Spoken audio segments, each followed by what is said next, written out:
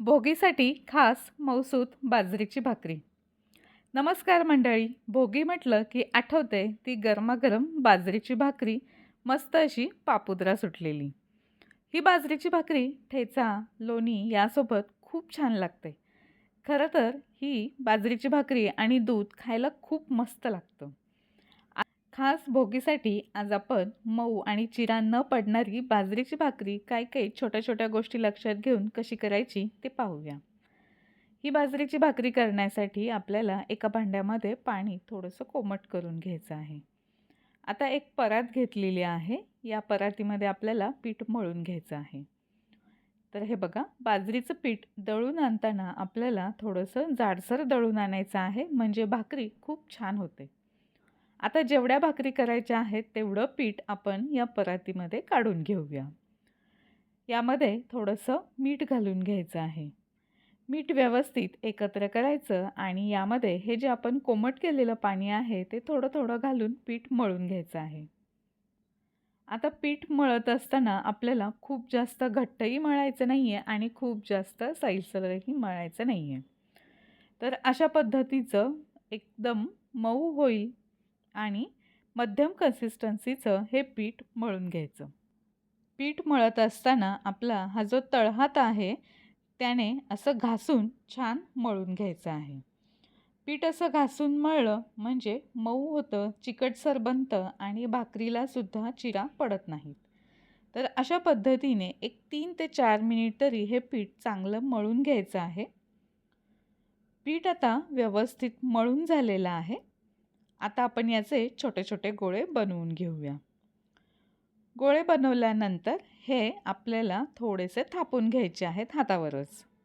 त्यानंतर या परातीमध्ये थोडंसं पीठ खाली घालून घ्यायचं आहे आणि त्यावरती ही भाकरी व्यवस्थित आपल्याला जेवढी जमेल तेवढी पातळ थापून घ्यायची आहे.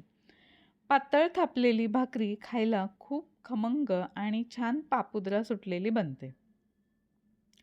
तर हे बघा, अशा पद्धतीने आपण पीठ एकदम छान व्यवस्थित मऊसूत मळून घेतलेलं आहे. त्यामुळे भाकरीसुद्धा एकदम छान बनते आणि यामध्ये चिकटपणासुद्धा व्यवस्थित आलेला आहे. हातालासुद्धा हे पीठ कोरडं असं लावून घ्यायचं आणि मग भाकरी थापायची आहे. थोडीशी भाकरी थापून झाल्यानंतर यावरती आता आपल्याला तीळ पसरवून घ्यायचे आहेत. हे बघा, अशा पद्धतीने थोडेसे तीळ पसरवून घेतल्यानंतर आपल्याला पुन्हा ही भाकरी व्यवस्थित अशी थापून घ्यायची आहे. भाकरी थापायला सुरुवात करायच्या आधी आपल्याला एकीकडे तवासुद्धा तापत ठेवायचा आहे. तवा मध्यम आचेवरती गरम करून घ्यायचा आणि मग आपल्याला भाकरी अलगद या तव्यावरती घालून घ्यायची आहे. हे बघा, अशा पद्धतीने मी छान पातळ मला जेवढी थापता येईल तेवढी थापून घेतलेली आहे. आता ही पिठाची बाजू वर करायची आहे. हे बघा, अशा पद्धतीने.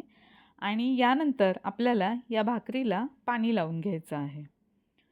सगळीकडे अगदी कडेपर्यंत व्यवस्थित पाणी लावून घ्यायचं. पाणी लावल्यानंतर थोडं ओलसर असतानाच भाकरी पलटवायची आहे.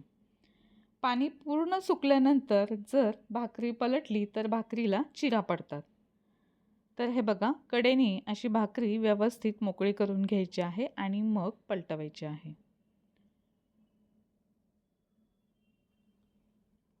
आता दुसऱ्या बाजूने सुद्धा आपण भाकरी भाजून घेऊया. तव्यावरच अशी दोन्ही बाजूने भाकरी भाजून घेतली तरीही चालेल किंवा गॅसवरती सुद्धा उलटण्याच्या साहाय्याने आपल्याला ही भाकरी गोल फिरवून भाजून घेता येते. ही भाकरी करत असताना काही गोष्टी लक्षात ठेवायच्या, ते म्हणजे कोमट पाण्यानेच पीठ मळायचं. भाकरी चांगली मऊ बनते. चांगलं घासून मळा म्हणजे पीठ चिकट होतं आणि थोडा पिठामध्ये चिकटपणा असणं आवश्यक आहे. भाकरी थापताना हाताला थोडंसं कोरडं पीठ लावायचं. तर हे बघा, अशा पद्धतीने दोन्ही बाजूने भाकरी छान खरपूस अशी भाजून घेतलेली आहे. आणि तवासुद्धा आपल्याला खूप जास्त गरम नको आहे, मध्यम आचेवरतीच गरम करून घ्यायचा आहे. तर ही भोगीसाठी खास बाजरीची भाकरी, लोणी, ठेचा आणि वांग्याचं भरीत, मटकीची उसळ सोबत दिली तर खूप छान लागते. आपला या भाकरीचा स्वाद दुप्पट होतो.